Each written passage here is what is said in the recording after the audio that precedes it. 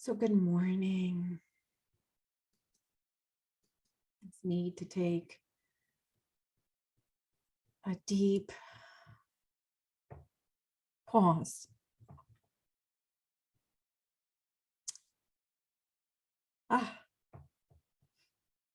You know, I've shared this, but growing up, I've been told how sensitive and too sensitive I am, and I am so grateful for that sensitivity to just feel the beauty of you, feel the beauty of the divine in my heart. So sometimes after meditation, I just need to take that space of breath to just allow that all to be. So I am so grateful to be here, and we've been on a journey of exploring a deeper understanding of our intuition and to cultivate that relationship with our intuition. Although our intuition is singular, there are many pathways that are through which our intuition calls to us, gets our attention. And so we have explored together the pathway of physical intuition, where we get that wisdom through our body. And we've explored mindful intuition that surpasses our intellect, but it's when that insight or ideas arise within us.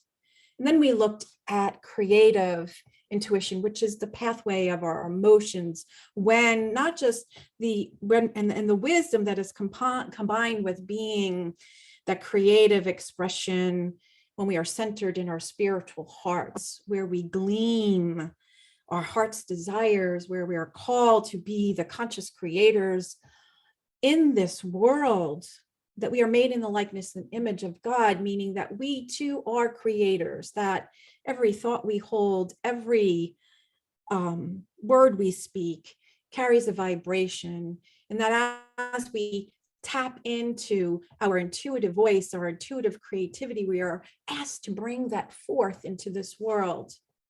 And so today we are going to explore the pathway of transcendental intuition. And sometimes this is a hard one to explain because it is that experience of that direct connection of the divine that lots of times is hard to put into words. And I will say that over and over again. And sometimes it's hard to wrap our minds again around. So first I want to talk about what the word transcendental means. It means dealing with the spiritual or the non-physical realm, the absolute realm that lies beyond the material world, the physical world. And so when we refer to transcendental intuition, we're referring to the pathway of the superconscious, right? We have the pathway of the body, the pathway, through our sensations, the pathway through mindful insight that arises through our heart and where we're being asked to create. And when we are connected in consciousness to our superconscious mind, it is when we have that palpable direct experience of divine, and then our superconscious informs everything and interprets everything we receive from all pathways. Or it can be our personality self. We may get that intuitive hit in our body, but then we defer to our ego to say what it is, and we might move into a place of fear. And so this is dealing with that direct antenna, right? And it is also the pathway of our true self, which goes by many names: our divine nature, our divine identity, our Christ self, our Buddha nature, so on, and our highest self, right? We all are powerful beyond measure. And sometimes we don't realize that because of what happens in the physical world. If you look to many of the mystics of the world, be it Thich Nhat Hanh, the Dalai Lama, even Jesus, right? Or Buddha, it didn't mean that there was no experience of impermanence or physical dis-ease. You know, some of them experienced cancers and strokes, and I've shared this before. But yet where they were in consciousness, not only was a bomb, but they were still able to live on purpose, teaching and experiencing it. And so anyway, I know that sometimes this is, I'm not saying I've had the experience of a Thich Nhat Hanh or a Dalai Lama, but I am in awe of that. And I think it's important to talk about, because sometimes we can think of this enlightenment, which I'm going to talk about more later, is that like we're always in the state of nirvana and we never experience anything in the physical world. So, and it is when we're in that place where we're embodying our true self, and there's no separation. And it is the portal to universal truth. You know, we learn in life, we study spiritual teachings, but it's more about us remembering. And those teachings that vibrate within us or resonate with us is when we have tapped into our truth, and it's about remembering. And we can tap into, you know, not only we are one, you know, with one another, but as we can connect to the truth of who we are, as we are in the embodiment, tapped into the super consciousness within us, we are also tapped and tuned in to people who have passed over, our relatives who have passed over, maybe many times over, to the greatest mystics, the Buddha. You know, sometimes people will pray or call upon in prayer. Yes, that we have reverence for these beings, but we also know that in our low times, we can tap into the vibration that they carry across all fields of time, you know, that transcends the physical world. And Transcendental Intuition also, as you can see, is about direct experience, raising the veil. I know you, I see you, I feel you, not as a body or an entity of a father up in the sky, but right here. God is impersonal, meaning that there's not a being up there that's willing our life and is directing all the pieces in our lives. We have free will. But when we are in that state of consciousness, which is called oneness, where we tap into our deepest places within, it is when we experience superconscious enlightenment, which I'm going to talk about in a moment. And it is the experience of supreme wisdom, bliss, love, and peace. And like I said before, that bliss can be seeing the energy in the leaves that I spoke of and feeling giddy about it. And it doesn't mean, you know, that you have visitations of the archangel or the master Buddha standing before you. That may be, some people do have that tuned in, tapped in experience, but it is something that is not just something that you're laughing at, that's something funny on the TV, although there is experience of joy as well. And so I have highlighted the word experience for a reason. So as you take a deep breath in, think of those times where the experience of connection was so alive within you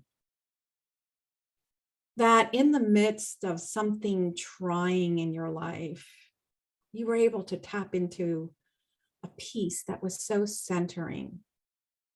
Nothing in your life really changed, but that experience of peace was steadfast. It was unshakable. And so Kim Chesney, author of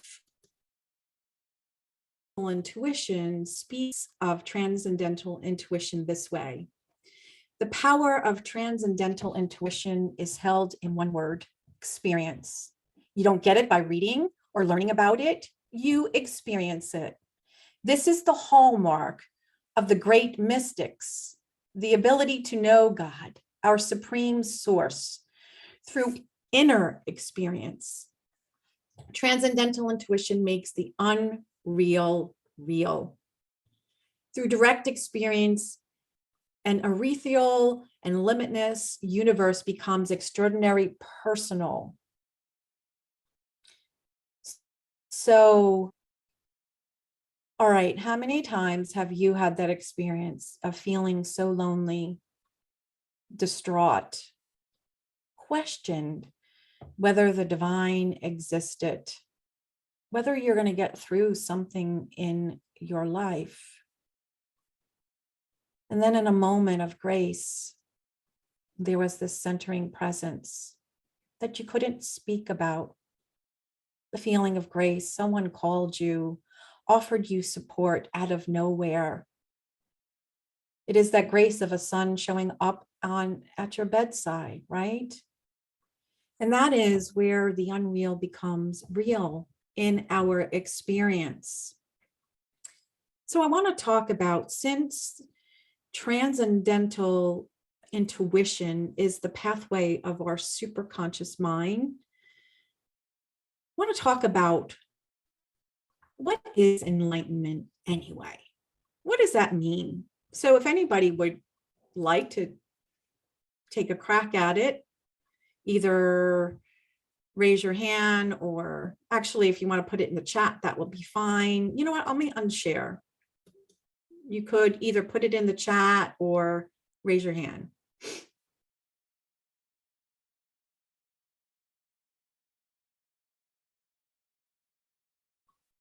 Anybody want to say something they think about it?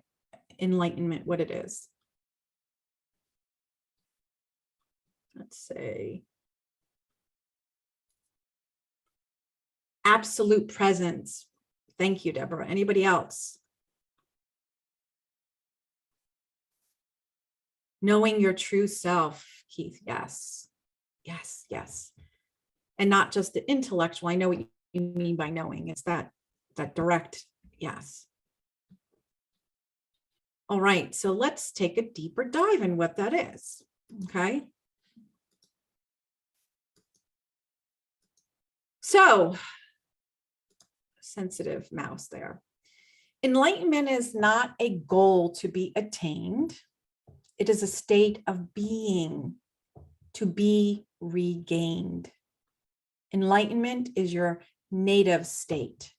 It is your highest level of consciousness, the omnipresent part of your being that is unfettered by the trappings and limitations of material reality. Enlightenment is not a goal to be attained, it is a state of being to be regained. You know, Eileen was talking earlier about Bennett and his innocence. And when children come into this world, when we came into this world too, we are connected.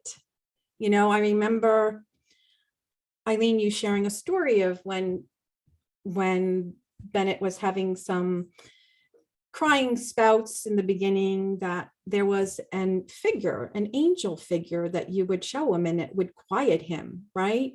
He was tuned in and tapped into something. How does a child know what a statue of an angel even mean, right? So there is that tuned in, tapped into the truth, even seeing, like my nephew was having some trouble with school, and he would share with my brother and his wife that he would see things. And so, they're like, is this guy going crazy? Is he going crazy? There is that knowing, and slowly in this world, we unlearn the truth, right? We get taught the ways of the world, so to sleep, and we fall asleep. And then it is through these trials and tribulations that we get these knocks on the door, or through other ways in our lives where we're like called to return home, to remember the truth of who we are. And so it is that journey to remembering who we are, that knowing that Keith spoke about.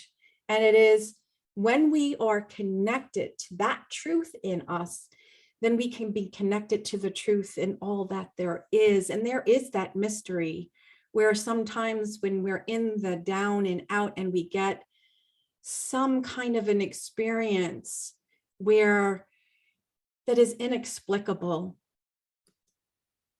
So what I would like to do now is look at some of the common misperceptions that people have about enlightenment. First one, there's four of them that I'm going to go over this morning. So the first one is enlightenment isn't something you learn. It is something you become. Again, it is about a state of being, you calling forth the divinity within you, even as you are moving through this physical reality.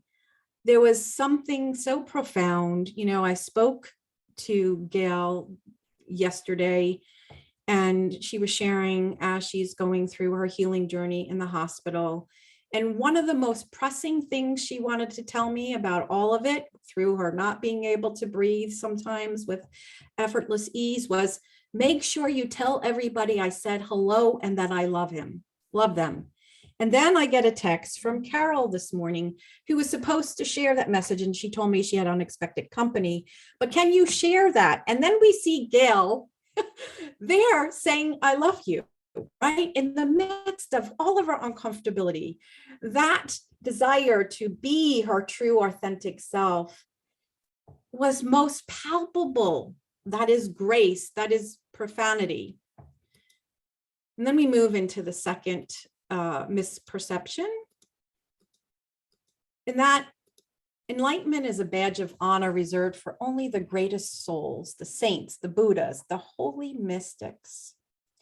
Each one of us has the divine potential of enlightenment. Each one of us is divinely equipped to experience us. Each one of us comes into this world with a divine DNA blueprint of our divine nature, our Christ self, our Buddha self. And it is that remembering, it is that waking up, and it is making that choice. And our sole purpose really is why we're here, is to realize, to be, and to express our divine potential.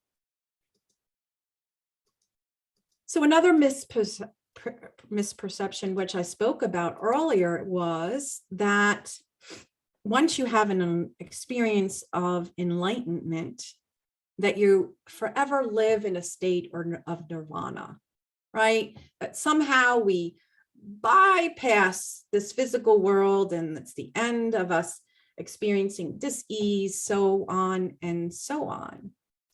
Well, as long as we live in a world, a physical world of time and space, a world where we experience impermanence, things will break down, things will change, there will be an experience of dis-ease.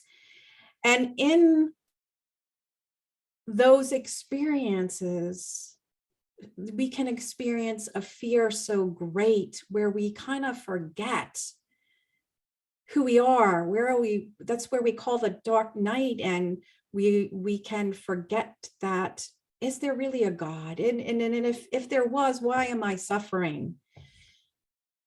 And so really the experience of enlightenment, and I say experience because it's not a permanent state, and maybe for some they have reached that, but I again look to the great leaders who, like Jesus, who was crucified, who suffered, and yet through it we hear the words, Father, not meaning a divine deity, but the I am, the creator of all life, giving forgiveness.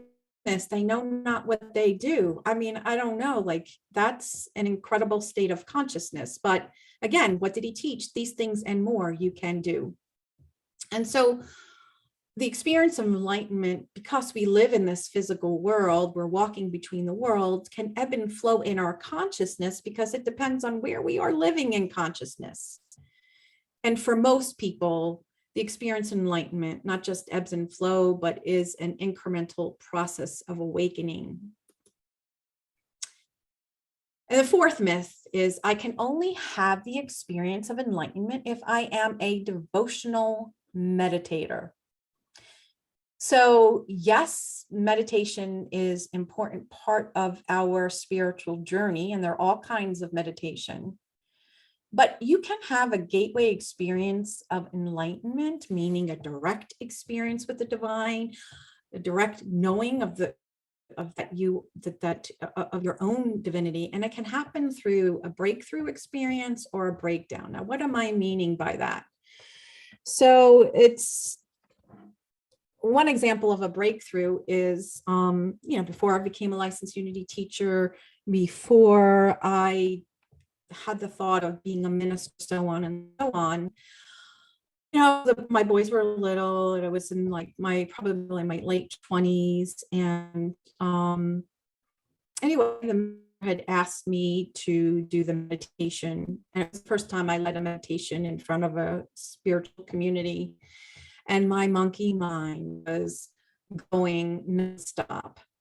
And I had, prepared something, and, I just prayed, and I just was like, I surrender, I was like, I just use me. I want, and then I heard a voice as I was listening to the music and being cued after the song for me to start. Forget what you wrote. Trust me. And I started to do a meditation, and it was a palpable experience with a direct, a feeling of beauty was awoken. Again, it's so hard to put into words. And when I got done, I'll never forget her name. Her name was Barbara. I can't think of her last name. Anyway, she came up to me and she said, because, I was like shy, I was quiet. I would get up there to make an announcement for hospitality. My hand would shake with the microphone. And she said to me, who knew? It was like I was listening to the voice of an angel. Now, I'm not saying this to pat myself on the back, but it was a palpable expression. It was a breakthrough. Me trusting the inner voice within, not just to know that, I am divine and that the voice of wisdom is here and it was speaking to me, but it was in that trust. It was in that breakthrough of surrender that I had this palpable experience that still, it happens to me still in meditation. So anyway, that's an experience of a breakthrough and then a breakdown. We've all heard stories. Some of you have heard the story of, Conversations with God, Neil Donald Walsh. He was homeless, right? And then all of a sudden he heard the voice of God and he started penning, whatever voice it was, some spiritual entity from beyond was speaking to him, right? Transformed his life. He had hit bottom. Same thing with Eckhart Tolle, right? He was lying on his bed. He was in such a deep state of depression. And he hears this voice, and then, and I'm not saying that they're not meditators and that, that they live forever in a state of nirvana, but we can experience it through those breakdowns in our lives. Bill W. is another one from AA, when he hit his bottom. And I think people who've had an addiction to something can know when they hit that bottom experience that it is a breakdown and a breakthrough all at once. And you have this spiritual awakening experience and connection. And so although meditation is not necessary to have an experience of enlightenment, for us to attune in to our superconscious state, which is the pathway of an enlightened experience, so to speak, it is something that we should, I hate the word should, but it is necessary for us to attune to it. And again, there's all different forms of meditation.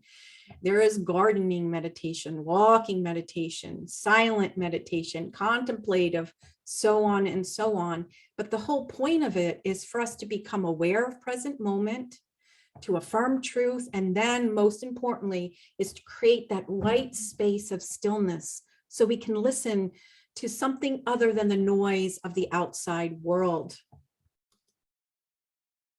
And so what I would like to bring us into and then end with for today is to talk about how our superconscious state of enlightenment, that experience, is directly proportional to five main things. It is directly proportional to what we are holding in consciousness, where we live in consciousness, our ability to love and to be loved, our ability to experience appreciation at the depths of our being, to be present with what is in life, and to be still. So let's take a look at that, each one briefly.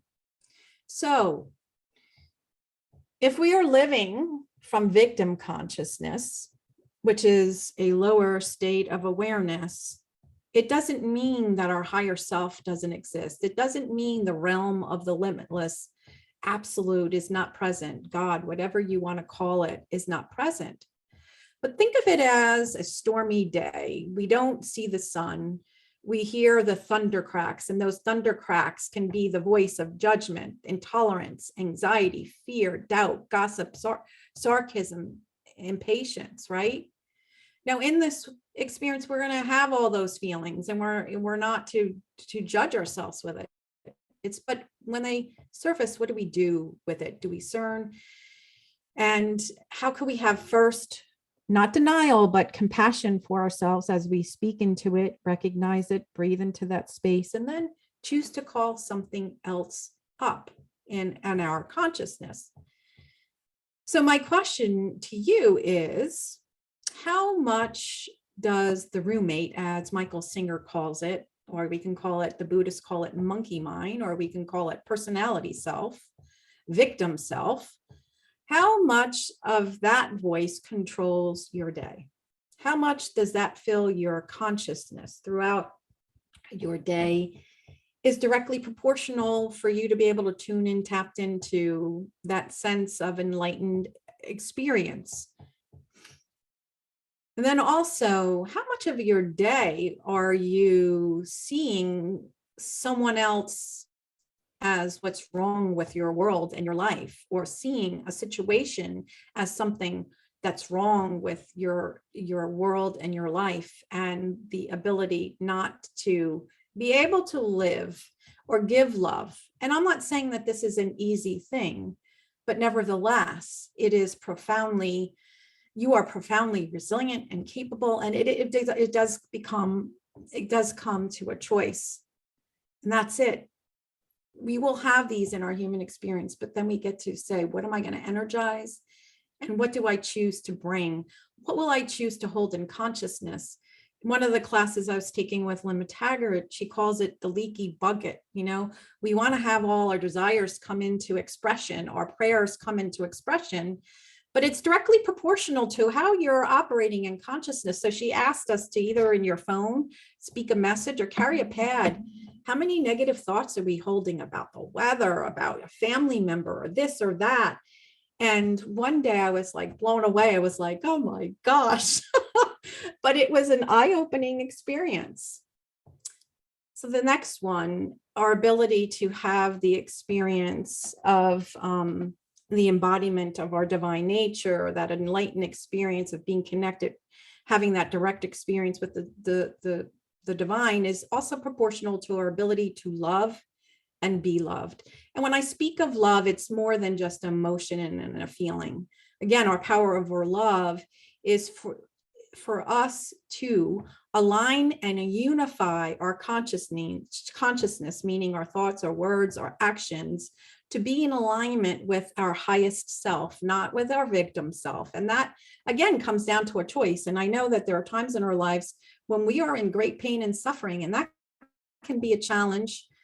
And so also, we experience relationships of all kinds, and some of them are filled with effortless ease and they give us great joy and bliss, and others can kind of give us a lot of heartache. They are our greatest teachers, are they not? And so sometimes we get to choose, depending whether it's a life circumstance or a relationship that's gone sour, or we lost a loved one and we're in the depths of grief and we shudder our hearts. Now, yes, go through the grief process, but some people, like, you can decide to become hardened in your life. Like, no, I'm never going to open my heart to love again. I'm going to be guarded because love is just too painful. And so, yes, that is real for all of us. You know, I have lived in that space where I have felt that myself. And so we ask the question of ourselves, how would I act if I did feel love and compassion for so-and-so? And then see what our divine intuition comes up with. You know, that saying is to faith it till you make it. And I just want to share an example. You know, I do watch This Is Us. I know many of you watch This Is Us, and the episodes as they're coming to a close have been just profoundly tearjerkers, really soul touching. And one of the main characters that's played by Mandy Moore is the mother, and she's experiencing Alzheimer's and she's in the throes of it. And she's coming to the end of her life where she's kind of forgetting, you know, her children, and she's, you know, kind of the lights have gone out. And there's a scene where the three siblings, Kate, Kevin and Randall are together, and Kate and Kevin and Randall, you know, they're all arguing about how we should care for mom. And, you know, Kate winds up bringing forth this wisdom where she said, when is the last time you touched mom? When was the last time you were able to look in her eyes? Right? Sometimes when we're so fearful of losing someone, you know, or we don't want to feel that pain so deeply. It is painful and heart-wrenching. We close ourselves off. So maybe to protect ourselves, we don't look into our loved one's eyes, or we don't want to touch them or brush their hair. But again, you know, in the midst of that pain, yes, we are showing up for ourselves with that deep compassion, but nevertheless, they said yes, and they began to brush her hair and to touch her. And it was just a profoundly beautiful scene. And so I moved to your ability to experience gratitude and appreciation in your life, not just when things are going well, but can you really feel the depth of appreciation even when things are tough? It may be a little harder, but again, it's tuning in and tapping in. And the third one is being willing to live from the inside out. And I've spent a lot of time on what this means. You know, how often throughout the day do we check in with ourselves, or do we go on automatic pilot? Do we refer to the inflation reports, the housing market, the business market, the job, whatever that is, you know, this model, that model, you know, to determine, you know, what I will do, or how happy I will be, or will I consult the divine one that is within and is always available? And the beauty of being present, being mindful with what is. And I share this quote by Pema Chodron. So let us breathe into this. Welcome the present moment as if you had invited it. It is all we ever have, so we might as well work with it rather than struggling against it. We might as well make it our friend and our teacher rather than our enemy. And so you may ask yourself, how often, because it's so painful, do we tune out to what is before us? Do we resist it, fight it, want to bargain with it? Or do we allow the presence of grace to meet us right where we are in that moment, in the fullness. And in the willingness to be still is the last one that I'll go over this morning. And I talked about the importance to make space, to listen from within. And Eckhart Tolle's quote here is so beautiful. It is inner stillness that will save and transform our world. And he says that because if we are living from that state of wisdom, when we are living from that state of our embodied selves, there can be no war or killings or shootings. And we would know that there is enough for everyone. And we would be able to behold the divinity, not only within ourselves, but with all of life. And so as we come to a close this morning, I ask you, what are you being called to take a deeper dive into? Is that desire for you to tap into your transcendental intuition, which is having that direct experience of the divine, that enlightened moment where there is no separation between you and God, between you and your highest self? So some of these can be things that you might be called to explore, being mindful of what you hold in consciousness, when you are holding back in love, or your ability to even to receive love, or you one said, oh, don't bother. That's not necessary. How much do you experience appreciation throughout your day? Is it dependent on the conditions and the people in your life? Be present with what is, or to be still. So I invite you to that call to awaken to your transcendental intuition, but most importantly, to live from the highest place of knowing. And so I close this morning with a prayer, the prayer of love. Divine breath and source of creation, whose love energy is spiritual adhesive, binding all life. Let us understand the depth and breadth of love. Let us be able to embody and radiate this energy which repairs injury and heals all wounds, which precludes the need for forgiveness. Let us be patient and kind, slow to take offense, and have no need to keep score of the wrongdoings of others. Let us love enough to tell the truth and have courage, strength of heart to know there is nothing we cannot face or accomplish with divine loving assistance. Let us gain humility to extend love and accept the love and support of others, and do so unconditionally. Let us open our hearts completely, that love may flow from us to others freely, unencumbered. Let us remember, especially in times that test our faith, that love never fails. Though it is often difficult to see the immediate effects of love, there is no doubt that in divine love, every process initiated and preserved in love is blessed, and the outcome is always holy.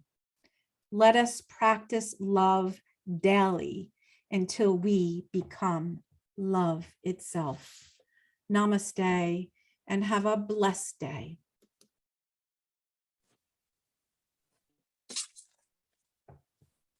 Namaste. Thank you, Angela. Oh, my Reverend Angela, love never fails. Let us go into our affirmative prayer. Transcendental intuition makes the unreal real. Through direct experience, an ethereal and limitless universe becomes extraordinarily personal to me. That was an amazing, amazing talk. And now our guardian angel should we'll be stopping the recording.